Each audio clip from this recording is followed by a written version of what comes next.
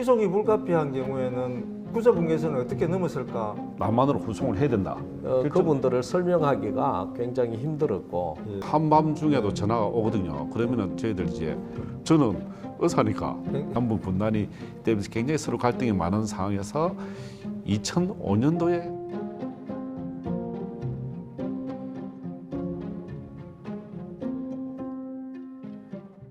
어쨌든 말씀을 들어보니까 평상시 외래 진료는 남측 근로자들은 남한 진료소에서 그리고 북한 근로자들은 북한 진료소에서 이렇게 진료를 각각 따로 받은 걸로 되어 있더라고요. 근데 아까 말씀드렸다시피 갑자기 공장에서 뭐 손가락 절단 사고가 난다든지 아니면 교통사고가 났을 때 개성시의 인민병원까지 가기도 하고 급하게 응급 조치를 취하려면 이제 개성병원에 와야 될 건데 그때도 뭐 이렇게 북한 근로자가 다치면 북한만 하고 남한 의사들은 멀뚱멀뚱 쳐다보고 있었는지 아니 그건 뭐 아니었고 남한 사람들이 다쳤는데 북한 의사들이 멀뚱멀뚱 쳐다봤는지 그거 궁금합니다. 아니 그 초창기에는 네.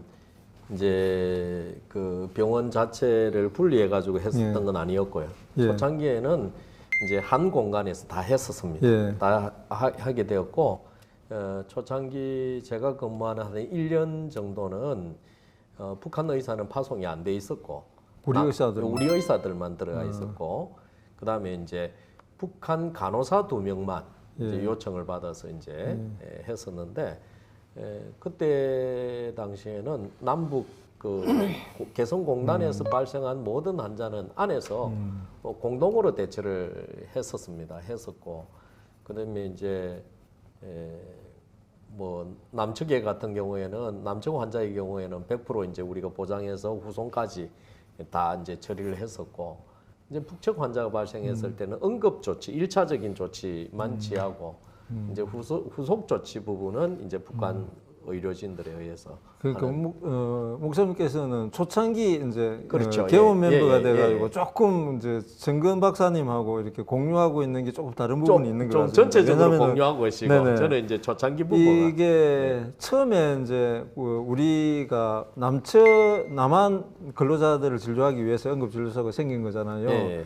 그런데 아산병원에 갑자기 그때 그 총수가 돌아가시는 바람에 아산재단에서 운영하던 북한 근로자 진료소를 그린닥터스에 이렇게 제안을 해가지고 받게 되어 그래서 그 이후에 북한 사람들은 뭐 북한 의료인이 진료를 하지만은 운영을 그린닥터스에서 하게 됐다 이런 얘기가 있던데요. 그렇죠. 예. 그 초기에 우리 조희혁 행정부장님 모사님께서 참 초기에 아무도 가지 않는 항무지에 가서 그 행정을 하면서 왜 왔나 물어보면은 그냥 도우러 왔다, 그냥 치료하러 왔다 그 말씀하면서 그 닦은 기간이 한 2년 지나기 전에 한 1년 지나면서 현대 아산에 우리 그 회장님께서 또 안 좋은 일이 계셨어요. 그렇지. 그러니까 참 그분이 안타깝습니다. 남북 간에 많은 교류에서 많은 헌신을 하셨고 맞습니다. 정말 또 아까운 정주영 회장님도 많은 헌신을 예. 현대그룹이 참 역할을 많이 했거든요. 맞습니다. 그런데 그때만 하더라도 현대아산에서 북한 진료소를 초기에 도와주기도 하고 그래서 북한에서는 현대아산을 굉장히 많이 의지를 많이 했었죠. 그분이 돌아가시면서 어떻게 보면 도와줄 수 있는 부분이 끊겨버렸죠. 사실은 북한 진료소가. 그 북한 진료소에 그분들도 약이 끊기고 월급이 끊기니까 이 운영이 안 되지 않습니까? 그러니까 그분들은 저희들은 또 그린닥터스 개성병원은 초기에는 남한 환자를 진료하는 목적으로 갔지만은 그 북한 환자들도 사실은 많이 왔었어요. 그 당시 초기에도 고위 간부진이나 어차피 그 다양한 약이 있는 곳은 그린닥터스 개성병원밖에 없으니까. 애당초 합의 사항에는 못하도록 돼 있었을 거 아닙니까? 그러니까 현대아산은 북한 진료소를 도와주고 그린닥터스 개성병원 남한 환자를 진료해주고 그래 했는데 그 현대의 그 어려운 상황으로 인해서 개성병 공단에 있는 북한 진료소가 그냥 문을 닫게 되는 상황이 있었을 때 그때 이제 그 북한 측에서 연락이 온 거예요. 아, 그린닥터스로. 도와주면 좋겠는데 도와주시느냐? 우리는 뭐 당신들 북한을 도우고 그런 거 떠나가서 아픈 곳이 있으면 우리는 언제든지 누구든지 도우러 갔는데 그걸 떠나서 당연히 우리가 해야 될 일입니다. 하나 이제 종합병원 비슷한 게 하나 생긴 거다, 그죠? 그리고 규모로서는 한국으로 치면은 거의 그냥 보건소 수준인데 예. 북한으로 보면 종합병원 수준이 돼 있죠. 다 그렇죠. 있으니까. 예, 예. 그래서 바로 예. 이어서 말씀드리겠습니다.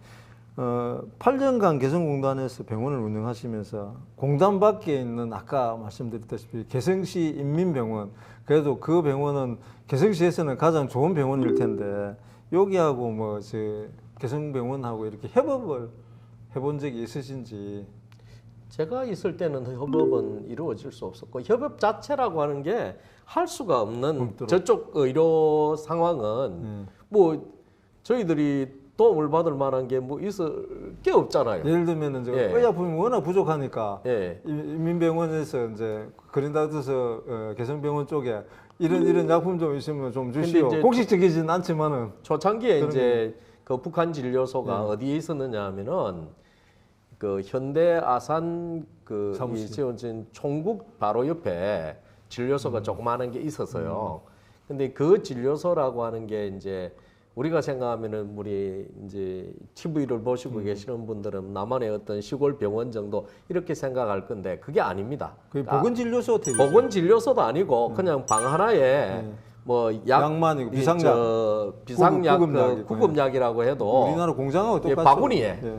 담아가지고 예. 있는 정도였어요. 예. 그리고 이제 우리 병원은 그래도 명색이 보건소 정도의 수준을 갖춘 병원이었고 예. 약도 그냥 약재 창고에 꽉 들어 있는 그런 상황이었고 그러다 보니까 뭐 초창기에도 응급 환자가 발생하면은 북한 근로자들도 그쪽으로 가는 걸 기피하고 오히려 이제 저희 병원으로 찾아왔었고 그다음에 그쪽 병원에 약이 모자라 가지고 이제 우리 본부에 제가 허락을 안 받고 우리 쪽에 있는 약을 살짝 일부 이제 챙겨서 살짝 넘겨. 예예예 넘겨주기도 하고 밥도 얻어 먹었습니다. 예, 밥은 안 얻어 먹었죠.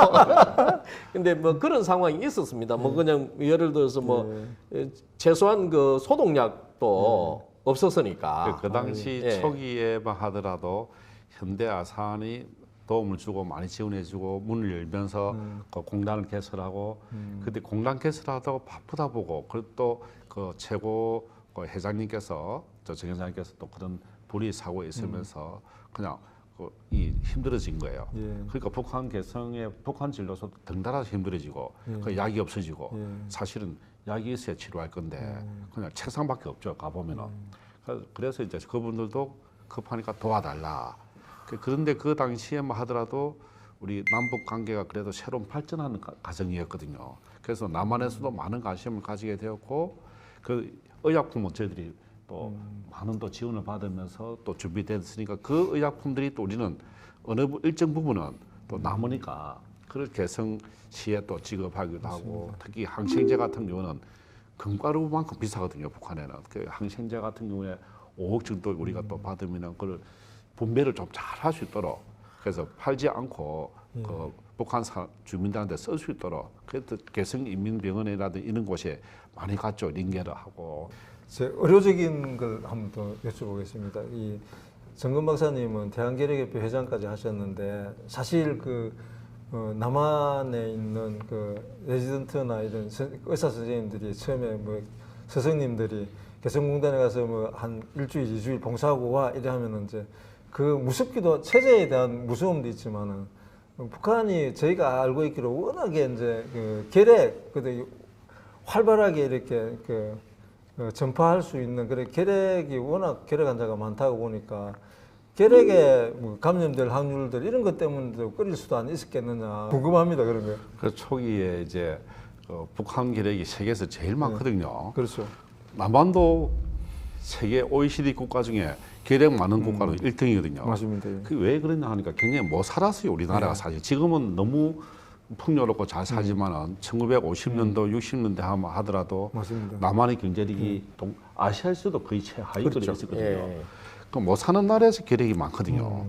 그러니까 그 못 사는 나라의 계략이 남한과 북한에 똑같이 계략이 많았는데 남한은 이제 경제 부흥이 되면서 이제 계략이 이제 소멸까지는 아니더라도 인구 10만 명당 이제 100명에서 이제 한 두 자리 숫자로 줄어들어 있는데 북한은 아직까지도 인구 10만 명당 계략 환자가 그 600명에 공식 보고된 것만 하도 600명의 전국 세계 최고 수준인데, 근데 그 결핵을 치료할 수 있는 약이 북한에 없는 거예요. 그다음에 이제 그 인조한 박사의 형님 인세반 또 회장이 이제 그 유진벨이 가서 네. 결핵약을 많이 공급하고 정말 큰 공헌을 했어요. 예. 근데 약을 공급하면서 검사를 할 수 없으니까 일단 약밖에 줄 수 없으니까 또 내성 환자들이 사실은 생기게 될 수밖에 없었죠. 그러니까 그런 부분들이 있는데 개성공단에 오는 근로자들이 결핵 검사를 꼭 하고 와야 된다. 그 협약서에 돼 있어요. 지금 오히려 이제 유진벨 재단 지금 유진벨 재단이 지금 여전히 거기도 결핵 관련해 가지고 사업을 하고 있죠. 지금은 많이 이제 결렬이 되어 있는데 그 당시에 저희들이 개성공단에 병원에 가면서 북한 환자들의 객담을 받아서 그 내성에 대한 그 여부를 하셨죠. 결핵협회하고. 제가 그때 그 개성공단을 병원을 운영을 하면서 결핵의 심각성을 제가 느끼면서 그 제가 결핵협회에 들어가서 또 결핵 회장이 되면서 그 대한결핵협회와 개성공단과 북한 결핵을 많이 도와줬습니다. 대한결핵협회가 그 공헌은 정말 컸었죠. 예. 그때 북한 환자들이 결핵 객담을 남한에 있는 결핵 연구원에 가져와서 그 검사를 전부 다 해서 실제로 유병률이 높던가요? 높아요. 아. 그다음에 그 항생제가 잘 듣지 않는 그런 네, 슈퍼 결핵들이 따지면서. 사실이 많았고 그 결과를 알려주면서 주어도 약이 없는데요. 그래서 사실은 그 맞는 약을 저희들이 같이 또 제공해 주기도 하고 그 일들을 몇 년간 사실은 하면서 이 앞으로 남북 간의 가장 큰 문제는 결핵이다. 전적으로 공감합니다. 그러니까. 예. 조혜영 목사님께 한번 여쭤보겠습니다. 북한 같은 사회주의 체제는 종교를 아편이라고 여기고 꽤 저희 어렸을 때 배우기를 탄압을 한다고 종교를 탄압을 한다고 배워봤지 않습니까? 근데 개성공단 내 어느 크리스찬 기업인의 공장 강단에 언제 제가 가보니까 십자가가 이렇게 그 커튼 뒤에 설치가 되어 있더라고요. 그래서 실제로 개성공단에서 일을 하시는 분들이 크리스찬들은 주일마다 그 북한 땅 개성공단 안에서 주일 예배를 드렸는지, 그리고 얼핏 그린닥터스 역사 자료를 또 보니까 주보가 있더라고요. 거기 그린닥터스도 뭐 개성병원에서 따로 이렇게 개성병원 병원 교회를 이렇게 세워가지고 매주 이렇게 주일마다 이렇게 예배를 드렸다고 하는 기록은 있었습니다. 그래서 거기에 대해서 한번 목사님. 이제 초창기에 저희들이 들어갔을 때는 뭐 기독 기업이 들어가 있다라고 하는 사실을 네네. 인지하지 못했고요. 네네. 이제 들어가서 이제 처음에 이제 의사 선생님하고 간호사 선생님이 다 크리스찬이었어요. 그래서 우리가 주일을 맞이했는데 어떻게 할 거냐. 그래서 우리끼리 예배 드리자. 그래서 이제 주일날 예배 병원에서 예배를 드리기 시작했어요. 했었고 그 다음 주에 그쪽 기업이 우리 정보를 알고 와서 주일 낮 거기는 이제 목사가 파송된 것이 아니었기 때문에 제가 이제 목사인 줄 알고 같이 예배 드리자. 그래서 이제 개성교회가 실제적으로 시작되었고요. 그다음에 초창기에는 예배당 시설 자체가 없었습니다. 없다 보니까 주일 낮 예배는 그 기업에 가서 하고 공간에서 예배를 드리고 또 거기는 이제 기업체다 보니까 수요일 예배를 못 드리고 있더라고요. 상황이. 그래서 이제 수요일 날은 병원에서 모이자. 그래서 이제 수요일 날은 이제 현대아산 직원이라든지 이런 곳에서 이제 와가지고 수요일 날 이제 우리 지역은 이제 북한 근로자들이 보이는 그 지역이어서 커튼을 치고 거기서 이제 기타 치고 예배를 커튼을 쳤지만 사실상 다 들리죠. 북한 당국에서 이제 묵인해줬다고 예, 묵인해줬죠. 그래서 이제 수요일 예배는 그 그린다스 개성병원에서 예배를 드리고 그래서 이제 오히려 주일 낮 예배 숫자보다도 수요일 예배가 많았고 그리고 이제 그 기업에서 이제 공식적인 예배당 건물을 만드는 상황이 되면서 수요일 예배도 같이 그쪽으로 옮겨가서 예배를 드렸죠. 그렇죠. 그래서 개성공단의 예배는 그린닥터스하고 그 모 기업하고의 그 공동으로 설립한 그런 교회라고 말할 수 그렇죠. 있죠. 그 당시 이제 북한 사람들을 데려놓고 뭐 교회를 한 것이 아니니까 예. 남한 사람들끼리 예배를 드리는 거니까 북한에서도 다 허용하고 이해를 하는 그런 입장이었고. 아, 그래서 제가 여기서 정근 박사님께 여쭤보고 싶은 게, 그 북한의 이제 당간부들이 원래 이제 자기들도 어려서부터 교육을 종교는 아편이라고 배워왔을 텐데, 그 이제 개성공단을 통해서 남북이 섞이면서 크리스찬 이렇게 그 크리스찬에 대한 그런 기본적인 이 그런 바라보는 태도들이 시선들이 좀 달라지지는 않았는지. 그러니까 뭐 북한에서 밥 먹을 때 기도하는 거에 대해서 좀 그렇죠. 어색해 한다든지. 북한에서 그때 평양이라든지 그곳에 유명한 목사님들이 다 계셨거든요, 사실은. 예. 그리고 그 해방 이후 되면서 김일성 정권이 들어서면서 다 남한으로 다 6.25 이후에 다 넘어왔지 않습니까, 예. 그죠?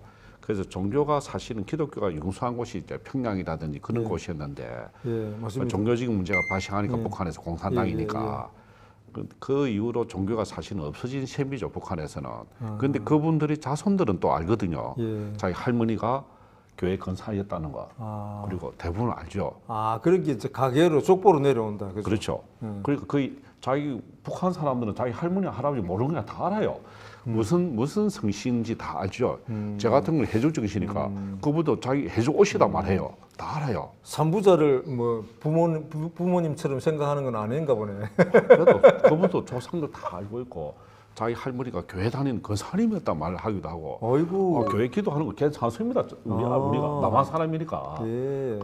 굉장히 오픈돼 있는 분도 그 상당히 가족의 많았죠. 유대는 북한이 우리 저 남한보다 훨씬 강하다. 그죠? 저희는 핵가족화 돼가지고 그죠? 지금 2024년도로 치면은 어떻게 보면 북한이 훨씬 더 가족 친밀도 높죠. 아. 남한이 그냥 가족이 이 핵가족화 되니까. 예. 그죠? 그래서 어떤 부분은 그분은 조상도 모르는 것이 아니고 조상 더 잘 아시고 그분들도 선조도 다 잘 알고 그래서 기독교에 대한 그런 반감이 사실은 뭐 그분들이 개인적으로 전혀 없은 걸로 이제 기억하는데 거기 안에 들어가서 있었던 이제 크리스찬들이 그만큼 거기에서 많이 이제 선한 영향력을 미쳤다고 봐야 되죠. 그게 없었으면은 힘들었겠죠. 근데 그러니까 이제, 그 일들이 예. 목사님 같은 분들이 몸으로 뛰고 도와주고 약을 제공해주고 필요하면 다 해드리기도 하고 또 그린닥터즈 개성변에 온 대부분의 의사들이 크리스찬 크리스찬이었고. 봉사하는 마음을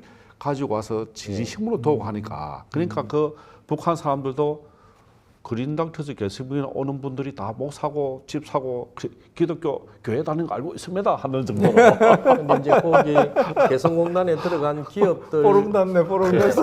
기업들 중에 대부분들이 많은 경우가 예. 크리스찬 기업이거나 아. 크리스찬과 관련된 분이 오너로 있는 분들이 경영하는 회사들이 의외로 많이 아, 예, 그 이해가 들어왔어요. 안 됩니다. 오히려 예. 그 기피했을 것 같은데. 아니요, 의외로 많이 들어왔었고 그래서 이제 그분들 북한 사람들의 입장에서 바라볼 때 크리스찬과 관련된 분이 경영하는 기업과 난 크리스찬들이 하는 기업과의 그 북한 사람들을 대하는 어떤 태도 이런 것들이 좀 다르게 보이지 않았을까 저는 그렇게 생각을 하죠. 처음에 이제 들어갔을 때 그 사실은 북한에 계신 분들이 남한 사람을 접촉한 일이 사실은 전혀 없었거든요. 그래서 기독교에 굉장히 안 좋은 생각들을 그 머릿속에 두고 부분이 있었어요. 처음에는, 예. 근데 그 조영 목사님 쑥갓이 말씀처럼 배워왔을 텐데. 열심히 헌신하고 웃으면서 봉사하고 하니까 뭐 기독교와 다른 종교를 구분하는 것이 아니고 아 교회 다니는 사람이 나쁜 사람은 아니네 이제 알게 된 거죠. 그렇죠. 그분들이. 저희가 옛날에 그 미국 선교사들 대하듯이 그러니까. 똑같은 그렇죠. 거. 예. 그러니까 편견을 없앤 거죠 사실은 예. 북한 사람들이 그러면서 이제 오래 지나면 친해지니까 우리 할머니도 교회 권사님이시는데 우리 그 한국에 남한에서 온 사람들이 기독교 이거 잘 상관 안 한다. 가만 두 분 말씀 들어보니까 지금 이제 한반도 상황이 꽤 좋지 않은 편인데 의료뿐만 아니고 이 종교 특히 기독교도 이 이렇게 한반도 평화에 상당 부분 기여할 수 있겠다는 그런 자신감이 생깁니다. 목사님이 뭐 때문에 갔겠습니까 예. 북한에 그죠? 근데 이제 그 선한 영향력이 예. 이제 나중에는 이제 북한 사람들이 전도해주는 그런 일들도 있었고요. 그러니까 이게 예를 들어서 남측 근로자들이 어떤 기업에 들어갔는데 주일이 되면은 나는 교회를 가야 되는데 그러면은 그 근로자들이 저기 가면은 그 기업에 가면 교회 있다고 거기 가라고 이상한 짓 하는 사람들이 있으니까 가라고 안내해 주기도 하고 뭐 이런 일들이 이제 나중에는 있었죠. 그러니까 예. 어떻게 보면 남과 북의 그런 장벽들을 예. 많이 허물어 버린 그렇죠. 거죠. 서로 예, 이해할 수 예, 있도록. 그런 일들이 참 중단에 대해서 아쉬운 일들이 참 많아요. 어떻게 그러네요. 보면은. 근데 이제 아무튼 뭐 두 분 모시고 오늘 이렇게 얘기를 나누다 보니까 벌써 시간이 많이 경과된 것 같습니다. 그동안 개성병원에서 의료를 통해 한반도 평화에 기여해 준 정근 박사님, 조영 목사님 진심으로 감사드리고 오늘 좋은 말씀 너무 감사합니다. 다음에 또 한 번 자리를 마련해 가지고 두 분 모시고 남북진료소에서 한반도 평화를 위해서 뭔가 저희가 할 수 있는 일이 있을까 함께 모셔가는 자리를 갖고 싶습니다. 오늘은 개성공단에서 8년간 개성병원을 운영한 국제의료봉사단체 그린닥터스 재단의 관계자들을 모시고 북한의 응급 의료에 대해 이야기 나눠봤습니다. 최근 한반도 상황이 좋지 않습니다. 어떤 분들은 소통하며 대화로 긴장 국면을 풀어가야 한다고 합니다. 또 다른 분들은 바뀌지 않는 북한의 권력 세습 체제에서 기존의 일방적인 지원식 교류는 의미 없다고도 합니다. 다음에는 그린닥터스가 개성병원을 8년간 운영하는 과정에 남북 간 긴박했던 사건 사고들이 어떤 게 있었는지 그리고 그때마다 남북 당국자들과 달리 민간 봉사단체인 그린닥터스는 어떻게 대처해 왔는지 알아보는 시간을 가져보겠습니다. 시청해 주셔서 감사합니다.